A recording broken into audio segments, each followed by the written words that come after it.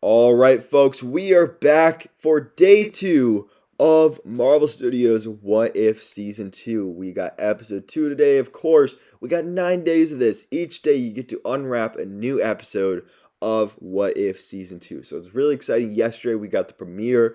What if Nebula joined the Nova Corps?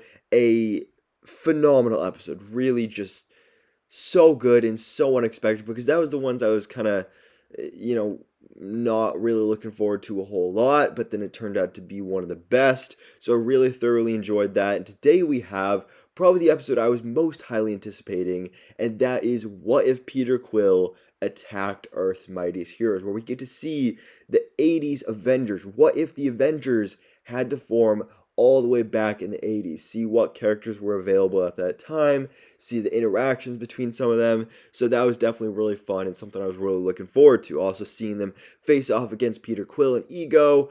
It's a really cool concept. Now I will say, I definitely enjoyed the first episode more. That one was, again, phenomenal. It was a great episode. This one is a good episode. It's not as great as the first one, but it's still fairly good. I still enjoyed it. So let's talk about it. Ladies and gentlemen, boys and girls, spoiler warning if you haven't seen it yet, episode 2 on Disney Plus. Let's talk about it. So, again, we are here with Peter Quill. So Peter Quill is in this universe when Yondu kidnapped him.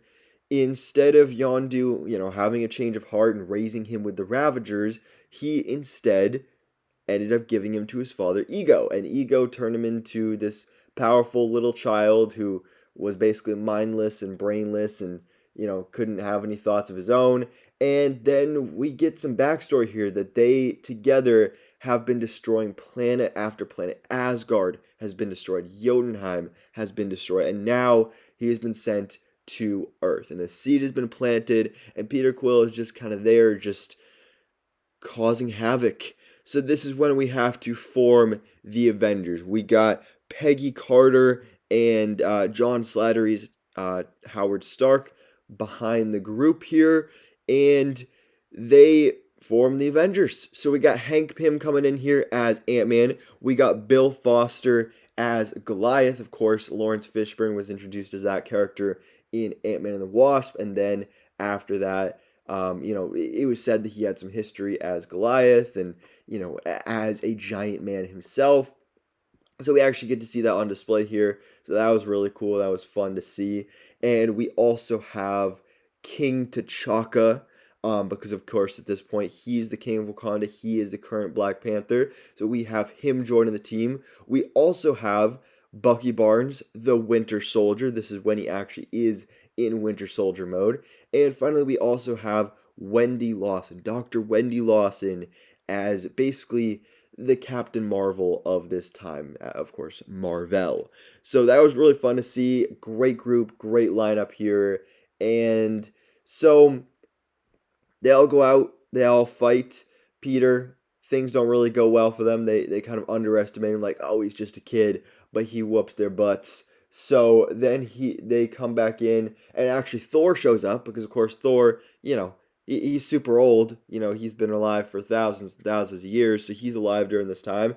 He comes in, he basically informs the team about Peter and Ego destroying all these other planets, the seed and all that, and they need to go stop him because now Ego is coming to Earth because he's like, oh, Peter failed his mission, so fine, I'll do it myself. So Ego comes to Earth, and they go to get Peter because they kind of realize that Peter is the one that he's the only one that can really truly defeat his father. So they actually end up having him in custody after their first battle at the fair. But then Hope, of course, the daughter of Peter, she starts talking to Peter.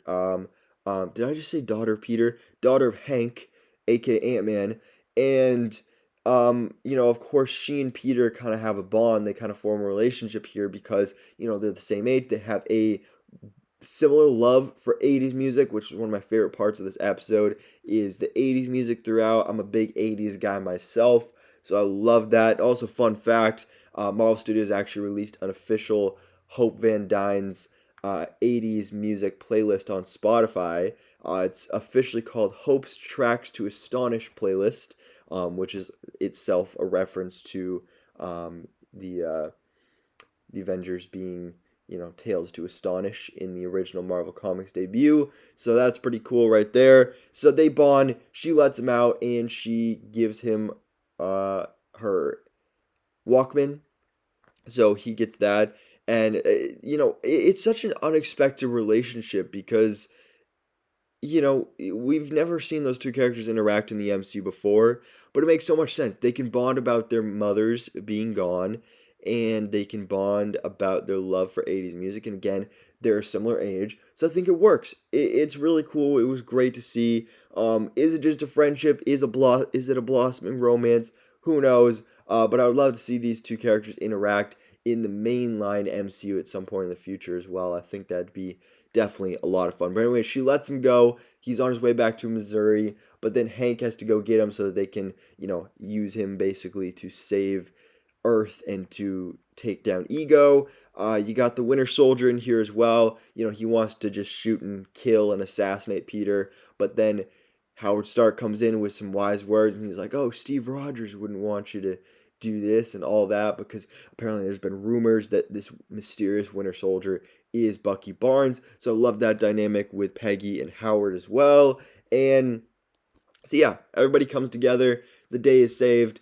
They take down Ego, and yeah, it's it is a bit rushed towards the end for sure, but still, again, definitely a really enjoyable episode. I really enjoyed seeing this group dynamic, seeing all their interactions together, and by the end, they are an official Avengers team. So I think that's really interesting. That's really cool, and I would love to see more of this in the future. I think the 80s Avengers is awesome, so I really thoroughly enjoyed it. So guys, let me know your thoughts in the comments below. What did you think about this episode? Marvel Studios What If Season 2. What if Peter Quill attacked Earth's mightiest heroes? We got some 80s Avengers up in here tomorrow. We have our Christmas episode. Tomorrow is Christmas Eve, which just itself is insane to think about. Honestly, really crazy. But anyways, guys, of course, stay tuned for tomorrow's episode review and breakdown.